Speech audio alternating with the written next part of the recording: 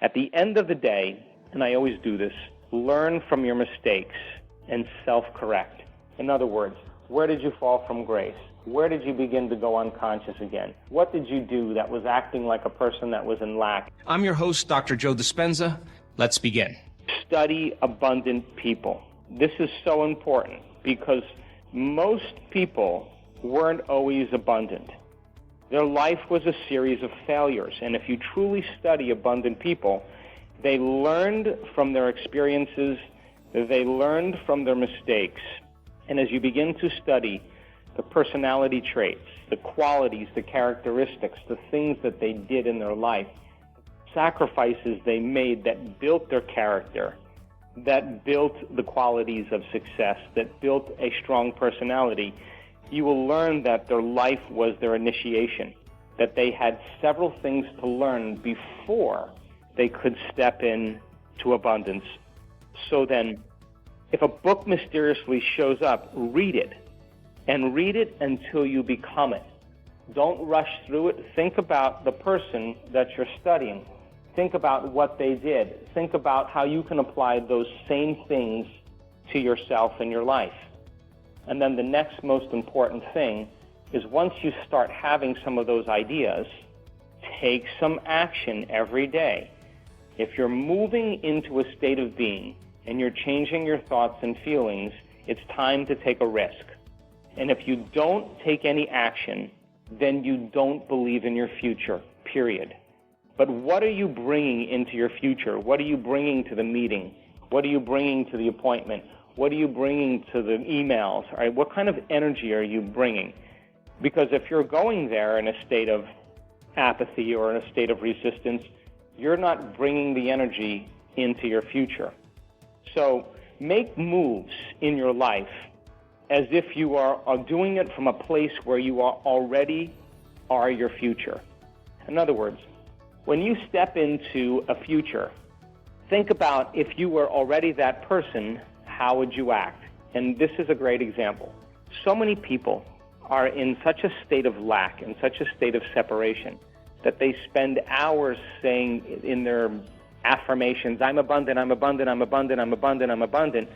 They're thinking the thought, but their body isn't in alignment with the thought. Their feeling isn't in alignment with their thoughts. So if your thinking is the vocabulary of the brain, and your feeling is your vocabulary of your body, and you're feeling separation, you're feeling frustration, and you're thinking thoughts that I'm abundant, I'm abundant, I'm abundant, it makes sense then that thought is never going to pass your brainstem and begin to signal your body to move into a state of being. So if you're starting to make the decisions in your life as if you were already doing it from that future state of being, you would probably do it more calmly, more smoothly, without arrogance, without rushing, without pushing. You would kind of be in a different state because you already are that person, and the choices that you're making and the things that you're doing have so much less to do with urgency and vigilance. It has much more to do with your state of being. So then you have to begin working your way by step into your future.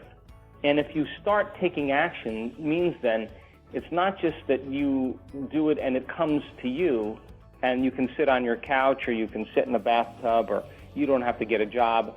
That's the very extreme example of fanaticism. What I'm talking about is that you have to begin to meet your dream halfway.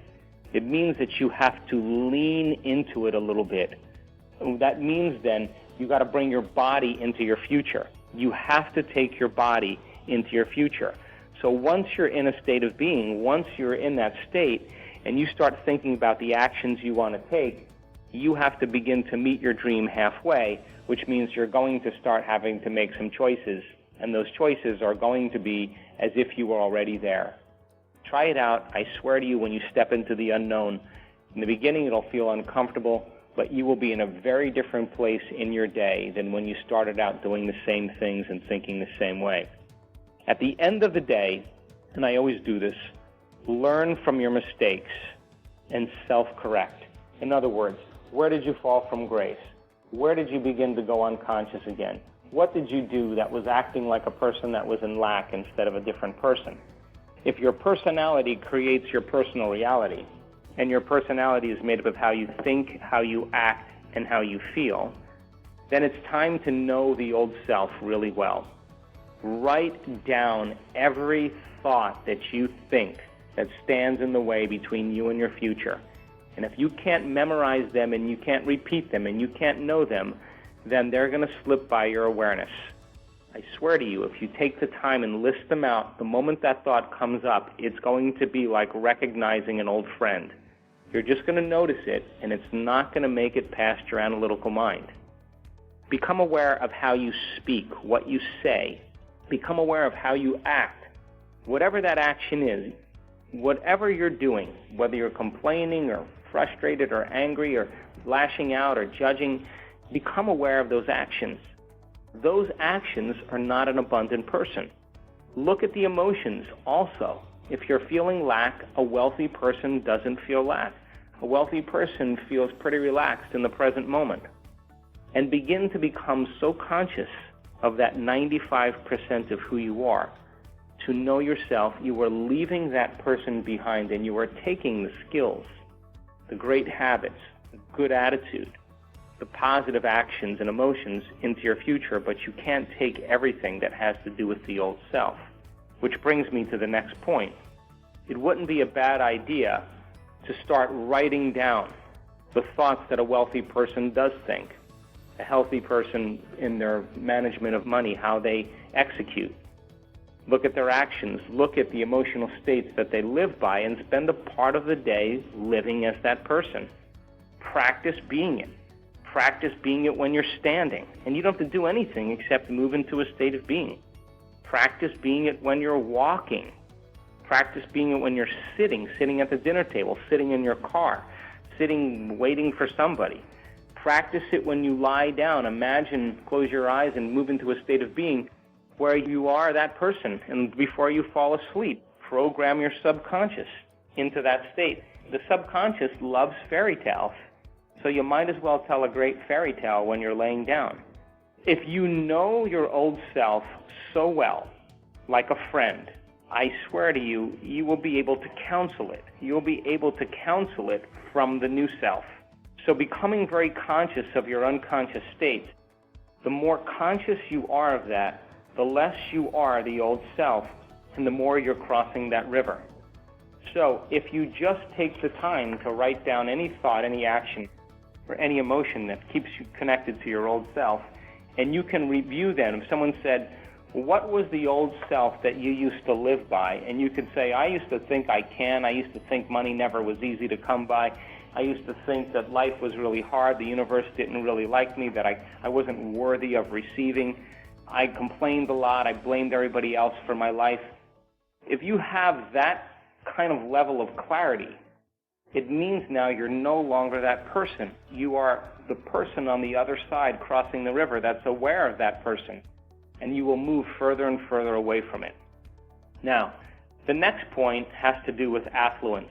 And affluence means that you've created enough influence with yourself and enough influence in your life that now you are worthy to receive the feedback from your efforts. You can't wait for this to happen. You can't pray for this to happen. This is when you let go and you start to give. And whatever you start to give, you will receive. And so when you begin to give as an abundant person, I don't care if it's even just small things, but you have to start the flow by giving and taking action as if you are already abundant. If you have enough influence on yourself and your life, then affluence always comes, and it comes in the form of feedback. And if it's not happening, it's time to give. Give things away that you no longer need. I don't care what it is. Give somebody a bottle of wine. Give them something, your clothes that you no longer wear. Clean a closet and give it away. Just start giving things away to start the movement and the flow in your life. Now, I just was having a conversation with someone earlier today, and he was telling me that he was having difficulty in the creative process. And I said, well, you have one of two choices. You either create from duality or polarity, and duality or polarity means I don't have what I want, And because I don't have what I want to get what I don't have. And what most people do is they try to create from a state of not having. And because when they look to see that it hasn't appeared in their life, then of course they feel more separate from the experience and they try harder. And so many people do this. But if you are creating from a state of abundance or a state of wholeness or a state of worthiness, and I like the word worthy because worthy means you are worthy to receive. You're no longer looking for anything. You're no longer separate from anything. You actually feel like you already have it. And when you get to the point where you feel like you already have it and you're no longer looking for it, that's the moment the universe realizes that you're out of the way. You begin to draw things to you. And we call that in our work fifth dimensional creation or fifth dimensional reality. So creating from fifth dimensional reality means you don't have to drag your body to work. You don't have to drag your body somewhere to get some kind of goal realized. In fact, you start noticing things landing in your lap, and when it starts to land in your lap, that is affluence. That means then you're in vibrational match, and the universe begins to show you signs. And that's when it starts to get exciting. Why? Because you start feeling the energy of your creation, and you start to believe in your creation more. The energy from the experience and the emotion that's created raises your vibration. You begin to feel better, and you start to use that energy to create again. And all of a sudden, you move from a state of victimization in your life, all of a sudden into a state of creation. And of course, that's when the magic starts to happen. You can't do that until you start getting beyond yourself. The next thing is, and I find this so important, is to cue your environment.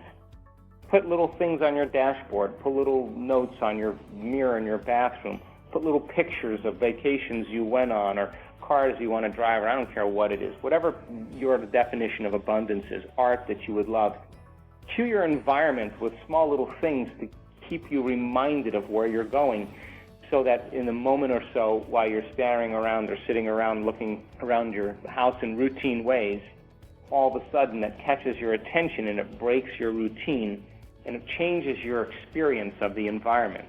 If you begin to change your experience in your environment with small little things and cues, your environment is no longer unconsciously controlling how you think, act, and feel.